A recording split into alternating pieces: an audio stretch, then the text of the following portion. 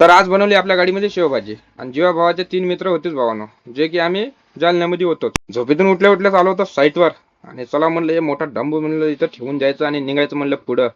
याला ठेवायसाठी तर चांगला जीवच गेला आपला. जेवढा खाल्लं होतं सकाळी नाश्त्याचं तेवढं बी इथं देऊन दिलं. तर भावानं आपली गाडी गिडी केली लॉक.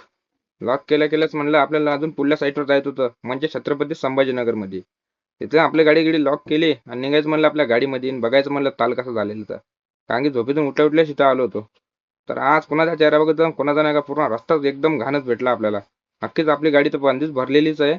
आणि जिथं टावर होता त्या रस्त्याने बी जात होतो तेव्हा बी असंच रस्ता आहे मित्रांनो. बघू शकता रस्ता कसा आहे कसं नाही तर. साईटवर पोहोचलोच आणि चला म्हणलं इथलं मटेरियल बी फेकून द्यायचं म्हणलं आता आणि निघायचं म्हणलं पुढं. बघितलं तर काय आपला एकदम ओके नजारा, कारण की घरदार तर काही होतच नाही इकडे, जंगलामध्येच होती साईट. तिथून आलो छत्रपती संभाजीनगर मध्ये आणि चला म्हणलं डुगू डुगू चाललेलो होतो आपण पण. आणि ट्रॅफिक तेवढं काही होतं नाही, पण ट्रॅफिक थोडाफार तर होतच.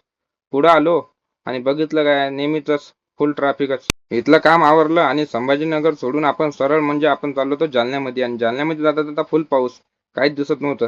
तर भावना असंच आपलं चाललेलं होतं आणि बाहेरचा व्ह्यू बघा म्हणलं कसं आहे कसं नाही तर. मग आपला एक जोडीदार आला होता सिंदखेड राजामध्ये. चला भावांना म्हणलं भेट द्यायची म्हणलं नीट पद्धतीनं. चला म्हणलं आता जेवणाचं नियोजन बी बनवायचं म्हणलं. तर भावांनो काय तिथून आपण गेलो तर सरळ आपल्या म्हणजे मार्केटमध्ये, आणि मार्केटमध्ये जायचं होतं आणि घ्यायचं म्हणलं किराणा सामान. यांना शेवभाजी बनवायची होती ना, तुम्हाला तर माहिती आहे आपल्याला चिकन शिवाय दुसरं काही बनवता नाही येत. पत्रावळी वगैरे समजा घेऊन आपण बी आपल्या गाडीपर्यंत आलो.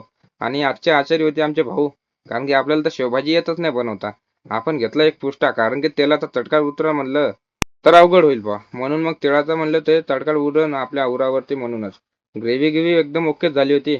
बाहेर बघितलं तर नजारा एकदम ढगातच होतं. आणि इकडे काय आमचं शिजून एकदम रेडीच होतं. बसलो तर चौघत चौघत जेवायला.